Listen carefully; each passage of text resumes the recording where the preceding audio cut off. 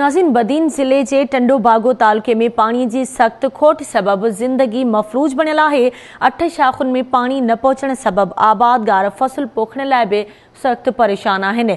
उन हवाले सां रिपोर्ट कयो आहे अली गुल खोसो।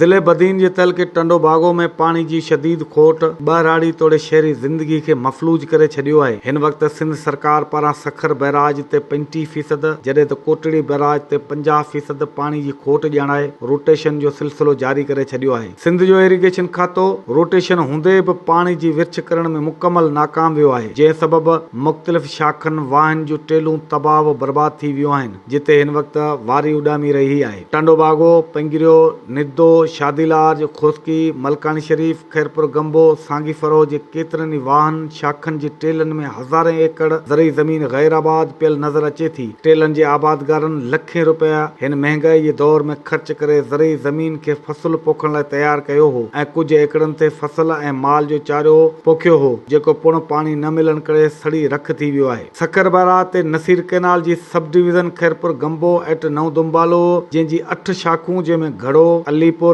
चंगू, जरकस, खोसकी, खैरपुर, फरहो, ऐलपुर, बागो ऐं बंगार शाखनि जूं टेलूं 3 महीननि खां पानी न मिलण करे ख़ुश्क साली जो शिकार आहे। असां ॿुधायूं था त खैरपुर गंबो सब डिवीज़न जेका आहे सा टोटल 17 शाखनि ते मुश्तमिल आहे ऐं हुनजी टोटल एराज़ी जेका आहे सा 1,66,000 प्लस आहे।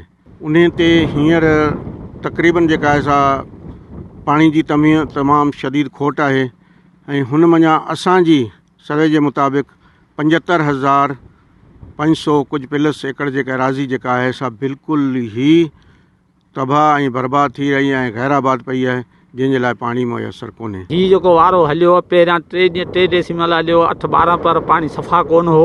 उन खां पोइ वरी कल्ह 5 इंच पाणी हो, अॼु फुट थी वियो। आबादी असां वटि फ़िलहाल हींअर आहे कोन। पिया मारूं माल ॿियो फसल सुके अहिड़ा पाणी आहे कोन पीअण लाइ। पाणी को ॾियो, हाणे उपाऊं पिया दुबा हाणे दुबा भरूं पिया, माणा नलका था हुतां असां वटि पीअण लाइ पाणी बि कोन्हे। जॾहिं त कोटड़ी बैराज जो अक्रम वाह 4200 क्यूसिक पानी जी कैपेसिटी सां 4 सब डिवीज़न खे आबाद करे थो, मगर अफ़सोस हिन वक्त अक्रम वाह ते मौजूदा पानी जी सूरत हाल 1200 क्यूसिक जेका इंतहाई गिणती जोगी आहे, जंहिंजी विर्छ बि सीडा ऐं इरिगेशन खाते लाइ चैलेंज बणियल आहे। जिते अक्रम वाह ऐं पुलेली ते पानी जी खोट 70% खां मथे हुजे ऐं सॼे ज़िले जा आबादगार सरापा एहतजाज हुजनि, उते वरी ताज़ो ई 19 मई ते निकितल गैर कानूनी उणी आउटलेट डीओ सीडा ऐं इरिगेशन तरफ़ां जारी कया वञनि त पोइ ईअं चई सघिजे थो त बदीन ज़िले खे हथ खां वठी सहिरा थर करण जी कोशिशि कई पई वञे। कैमरामैन सिकंदर अली खोसो सां गॾु अली गुल खोसो, आवाज़ टीवी न्यूज़, पंगिरियो।